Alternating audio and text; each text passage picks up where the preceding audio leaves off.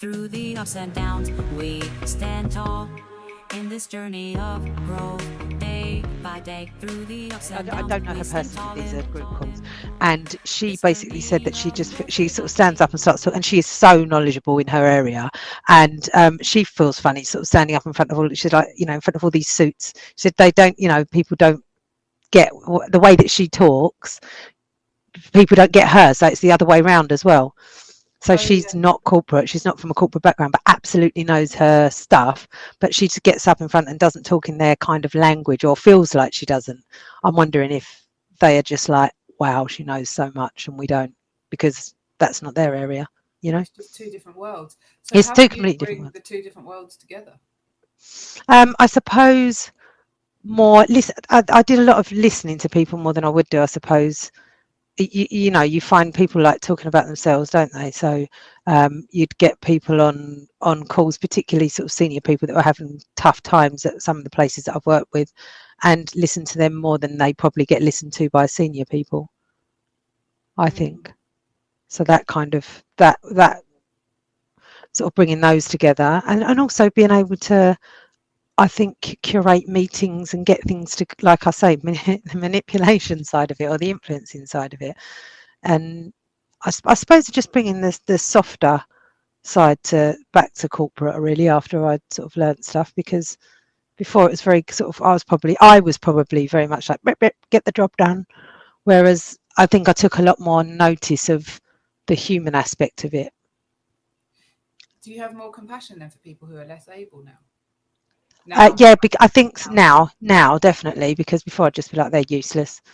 Whereas I can probably, I think that some people aren't very good and do just get away with not doing a lot. But I suppose, is that my perception really, rather than anything? They just working to the best of their ability. And well, yeah. my expectations, because they've not been given the training, or they don't know any better. And I've got to remember, I'm a lot older now. I was talking to somebody the other day, and they were like, "Oh, but when it's, things have changed a lot since then, because you've got to think of these kids coming in now. I mean, Sean's my daughter. She's how old is she now? 20. How old? She was the birthday yesterday. She's 23, and she works in corporate now. But she gets to work from home a lot, so I suppose she doesn't have to be in that environment. And I think being physically in the environment as well makes a difference. Like, you had to be amongst people that you didn't particularly like Well, sometimes. it's like school, I guess. But that's Yeah, why, that's exactly what I was thinking before we came on this call, actually. The institutionalized, at school, so that you then go into the corporate environment, it's no different. yeah. The hierarchy, and things like when you first started working. I mean, I don't know what it was like. No, because it was Bearings your. Oh, I've just said it. Don't know if It's all right. yeah, the first role that you went into from uni. No. Oh, was it not? Before that, but locally. Oh, I didn't know that. Yeah, but not for long. So how was your first experience? It was a stockbrokers, but it was like a Huh. call center type environment. And it was really small. I don't know, 50 people or something, but all in one big office around kind of circular tables. And it was really nice. It was local. They were nice people. I had a good bunch of girls that I got friendly with and would go out with, and because it was local, it was it was nice to do that. But I saw the bright lights of London. Yeah. I I probably see could have, that. Yeah.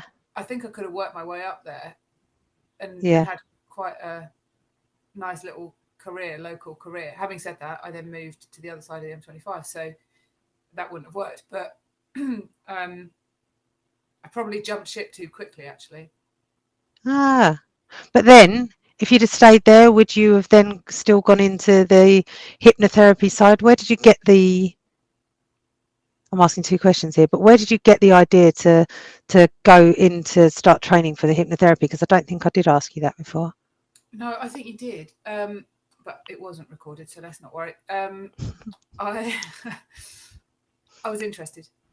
I'm trying to Yeah. think of the backstory. I had a friend who went and had some hypnotherapy, Do you want the story from the The beginning? original, yeah, the original, because I know that obviously the transition side of it, but yeah, the original. I know you said about learning, but well, there's a little bit of a backstory, I suppose. My dad started a psychology degree when he was a teen, at university age. He started a psychology degree. He didn't finish it, but there was a book in our bookshelf at home, Introduction to Psychology, I think it's called. I think I've got it, and I once opened it, and it opened on the page of hypnosis. And I must go back and read it, but it said something about staring at a spot on the wall, and I was like, no way. And I, slammed the book shut and shoved it back in the bookshelf. And of course, there was Paul McKenna on the TV when I was growing up, who interestingly, oh no, I mustn't share that, who I'm going to see being interviewed at some point in the future. I don't know if I think it's public information. I think he's going to be at the UK Hypnosis Conference next year. Oh. Anyway. I'm not sure that how I feel about. Anyway, so he was on TV, and I loved that program. Did you watch that program? Yes. Yes. Paul McKenna's Hypnotic World or something. Anyway, I loved watching it. So I was fascinated in hypnosis from very small, like very young, and then my friend went and had some hypnosis sessions, and I was intrigued and interested. And then I'm trying to think whether I had some. I think I might have had one or two sessions with somebody before I started training, and I was just interested. And then I was working, and I thought, why not? And so that's when I did the hypnosis diploma. Yeah. It was interest, purely out of interest. Yeah. Nothing more. Yeah. I wasn't expecting it to be my lifelong career. And are you glad that you made that transition now, though? Yeah. Could you see yourself doing anything else? Like if the stuff that could you have seen yourself staying in corporate if you hadn't have found hypnotherapy, or hypnotherapy found you? No. Do you know? I think like you, I would not have been done well in corporate the way I was. I think I needed some serious growth. If I to have done well, I think other than the fact that I would have no respect for it now, I think if I were to go back in now with the attitude I have towards my own work, I'd do all right. But I don't think I just don't have any respect for that world. But I wish that I'd been given more guidance on what I find interesting as I was growing up. Yeah. Because I think I would wish that I'd gone down this path from day one, really. I mean, maybe I needed the negative experience I had to really fully appreciate it.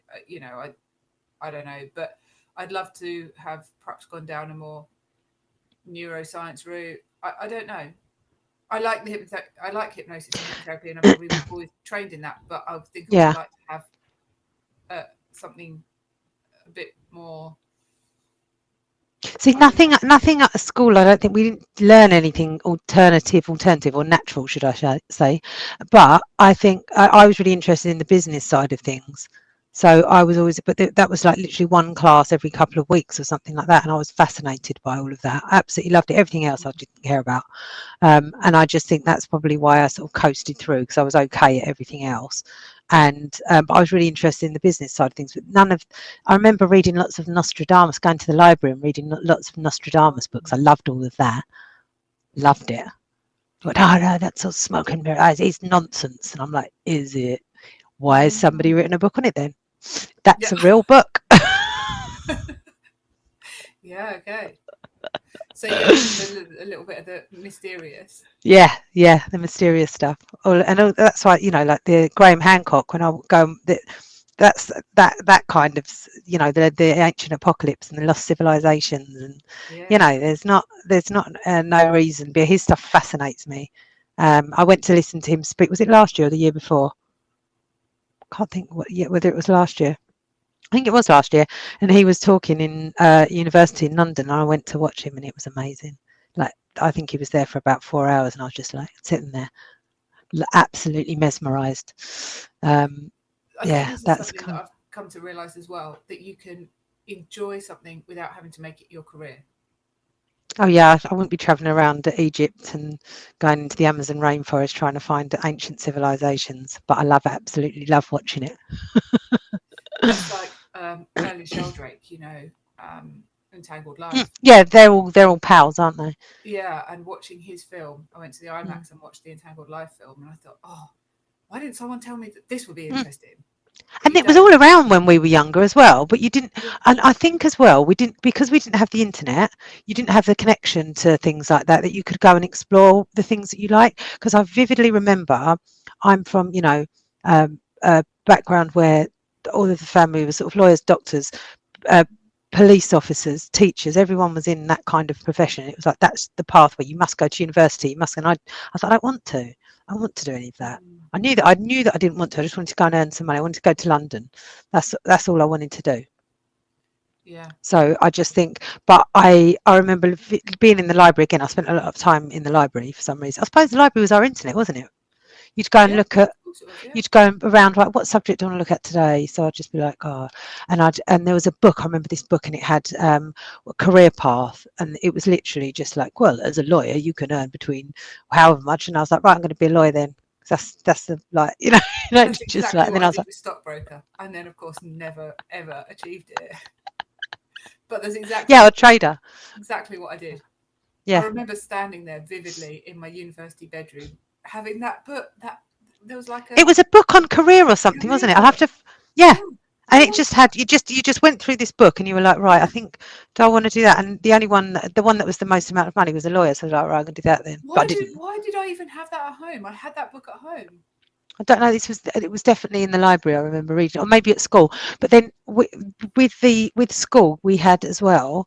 It was like the green and black databasey type thing, and you'd put. It must have Yeah. had some sort of reasoning behind it, and I don't know what the language was back then that they used. But it was you'd put in. They'd ask you say 10 questions. They did in like Just 17 magazine or something like that. Yeah. Oh, look, does this boy fancy you? And this is literally how people built their careers back then. And it was like you put in all of these, answered like yes or no to these questions, Yeah. and then it said to you, and mine came up with army officer or prison officer. That's what came out from my personality. I had great influencing skills at that age, and I was even able to influence the test so that it always came out as stockbroker. But why? Because it was purely money driven. Mine would have been money driven, but I wouldn't have known about the influence in the computer back then. I think it was you've only allowed on it supervised as well. This was before Word or anything like that. This was like a really old. I didn't have Word or anything on Microsoft or anything when I was at school. There wasn't anything. I remember there was a couple of computers in the IT room. No idea. Could Google it. There were they were black and it was black and green database computers, and that was it. Yeah. It didn't come in. I think the year after I left, people had Word, because even my first ever job was you had a typewriter. How old are you? I know. My nan used to say. You had a typewriter. I remember working for shipping brokers, and you used to type out contracts with a typewriter. Well, my parents were an abacus, so Did they really? Yeah. No, they didn't. Weren't calculators when they started. Yeah.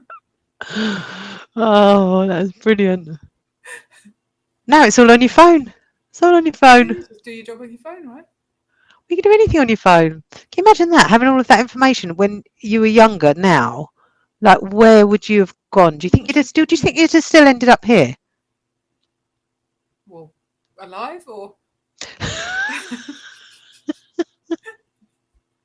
Well, I don't know. The way things are going on social media now, probably not. No. You'd have probably posted something that you'd never have got away with. You'd be in prison or... I mean, I don't know what you mean. Would you be a hypnotherapist and doing your hypnotherapy and all of the good things that you do you think? No, I think maybe I would have gone more down. Well, I think I'd have loved to have studied psychology. I tell you what, my cousin, I need to speak to her. She studied biology at university. and ended up doing the biology GCSE, and it's so interesting. And I did well, I started doing the psychology stuff, didn't I? And then I never finished it. So yeah. Also, she's doing that, and I think she's interested in it. It's not just me living my dreams through her. But is it? It is.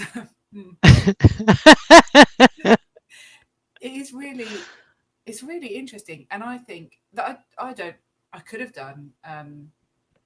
I don't even know whether I could have done biology as a single subject at my school. I think I could. I think only those who are superior at science, but then you probably had to do all three individuals. And is there still a point system now? Because I didn't even nobody explained that to me until afterwards. I don't understand any of that.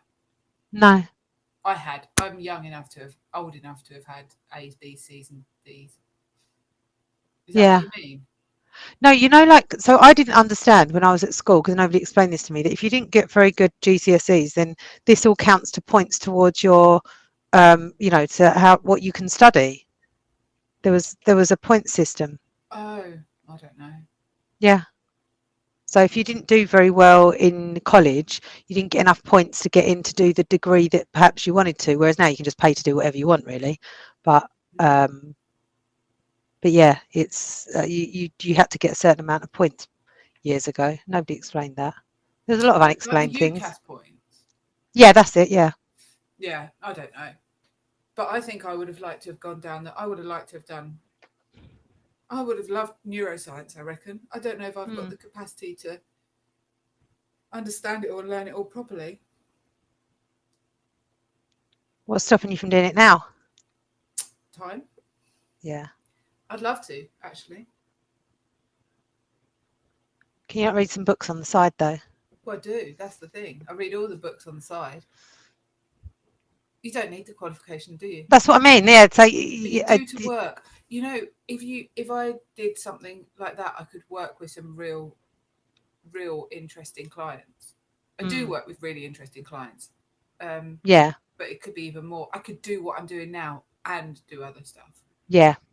So do you think that's something you'd explore when you do have more time? Yeah, definitely. Yeah, I think it's it's never too late, is it? It's never too late. Well, no, and yeah, it's never too late. No, I'd like to have something a bit more specific. I would like to do a bit of research. Yeah, because your blogs are amazing. You're very generalised, though.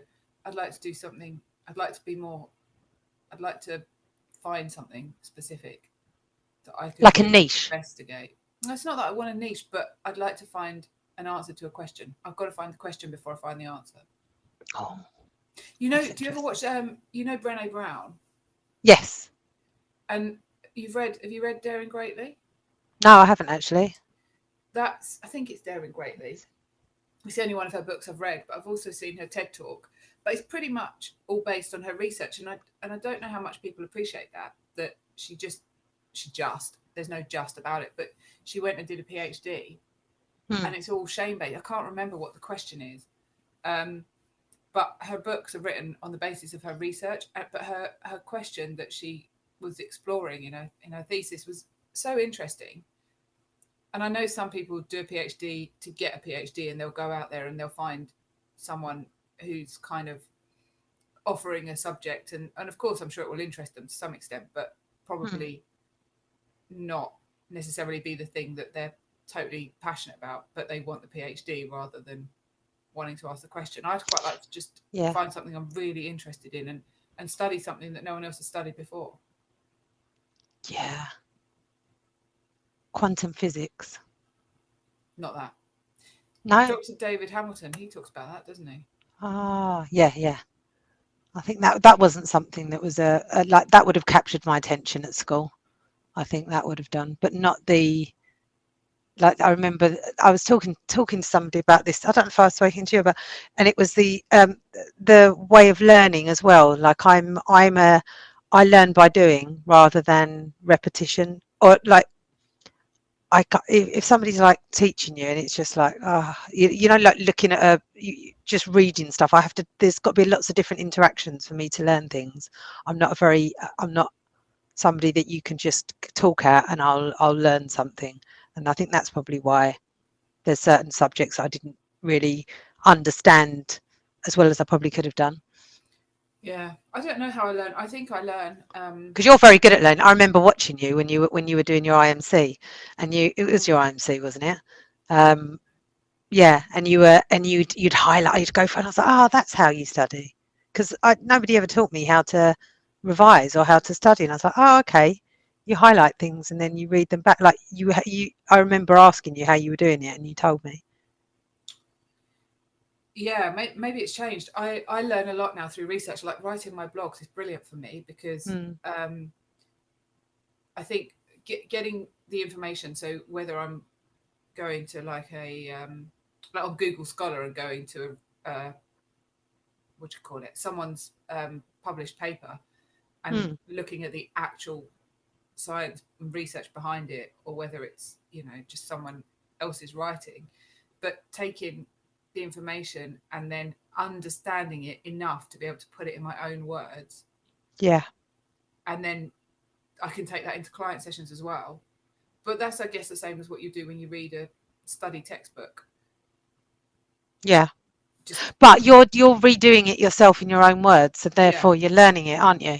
Whereas exactly. I think that makes a lot of difference. I think if I'd have been taught how to learn better, and I still don't think they do that now in the schools, is teaching you how to because like you're saying, from corporate point of view, and it's like you have to fit into the mold. There's no exceptions. I think that nowadays they're more doing in the neurodivergent, but there's still okay, you're neurodivergent, but come on, you've still got to do this. So we're just going to find a way to funnel you into doing this, rather than maybe this isn't the thing that you should be doing. Maybe you should be outside building things, Totally. But the school system is institutionalized to okay, you're neurodivergent. Okay, so we're going to make you do it another way. Yeah. Rather than accepting the fact that you're that way, and that maybe learning academic things isn't for you. It's a conversation for a whole other day, but that's what my view is, that this is probably quite controversial, but I just think we're people with lots of different characteristics. And when I was at school, it was drummed into us really in my class, because we were streamed in terms of academic intelligence. Basically, we were given a test when we first started the school, and depending on what we got on the test was how we were set in these classes. Yeah, whether you're in the top, middle, or bottom. Yeah, it's terrible. Yeah, it is terrible. I was always in top, so I didn't mind. So likewise, but you know what? It's not great when you're in the top, because you're told that you are able to go and do these things. Therefore you should go and do these. And I completely lost it in maths. I was really good at maths until they put me in top set. When you got sorted out into that, because ours was later on, and then I was just like, oh, this is all. They completely lost me there. Well, I had an awful teacher, and that was that.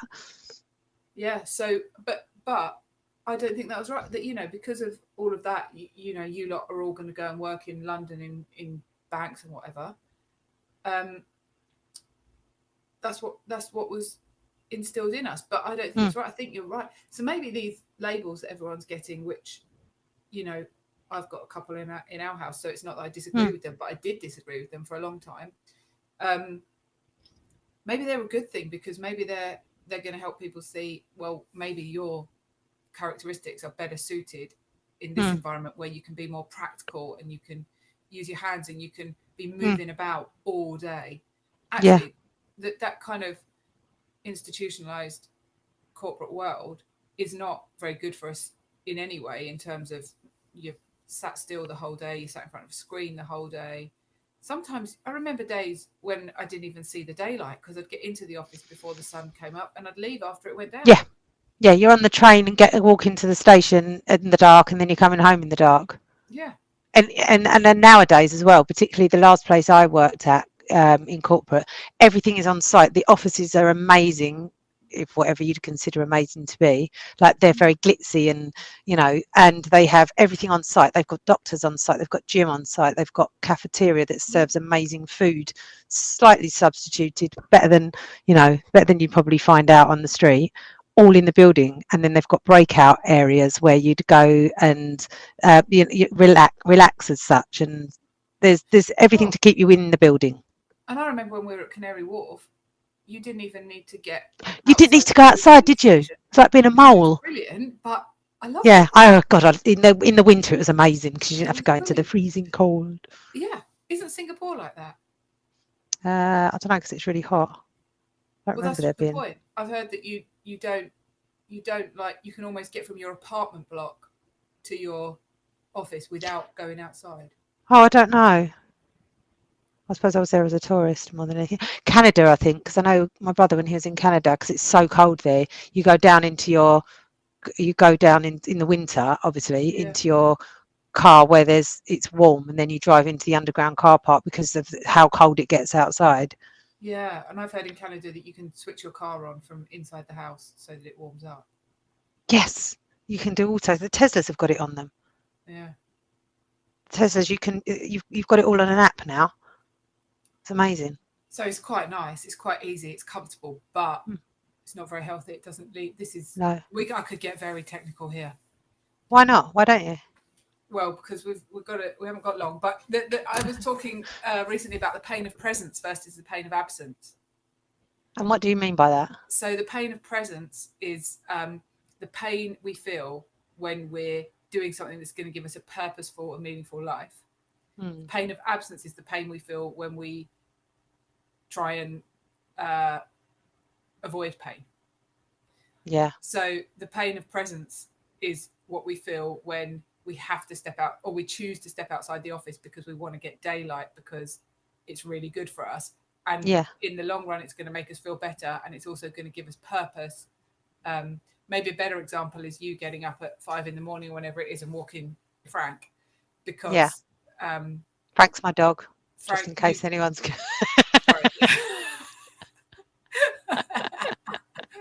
not just some random stranger that I get up and walk at 5 o'clock in the morning. You do it because of your values, because you want to look after him properly and all of these things. But you probably don't love it. There's some kind of discomfort. That's true. That's a really good example, actually. Yeah. I'd much rather be. This morning was very cold, and he doesn't obviously mind because he's got a fur coat on. But I'm already in layers as it is, and I had another layer on, and I get what you mean now. Yeah. And then the pain of absence is the opposite. The pain of absence is the pain you'd feel if you didn't walk him, and you felt rubbish about yourself every time. He kills you, but you feel rubbish about yourself every time you look at him. Oh God, I do anyway, even if I do take him out. So there's no absence of pain ever. You've got mum guilt. You've basically. I've transferred. I know that's exactly what I've done. I've gone from being needed by my daughter to now being needed by. Why are you holding on to that need to be needed? I know this is more things I need to work on. On that note, let's stop. Because I've got a client. Go and clear your aura. I need to say. Need to cleanse. My room. Of this dirty talk about corporate. Before welcoming my client into this space, this online space. Should I hit? Let's stop recording. There we go. Put a thumbs up. Grow together, we'll grow.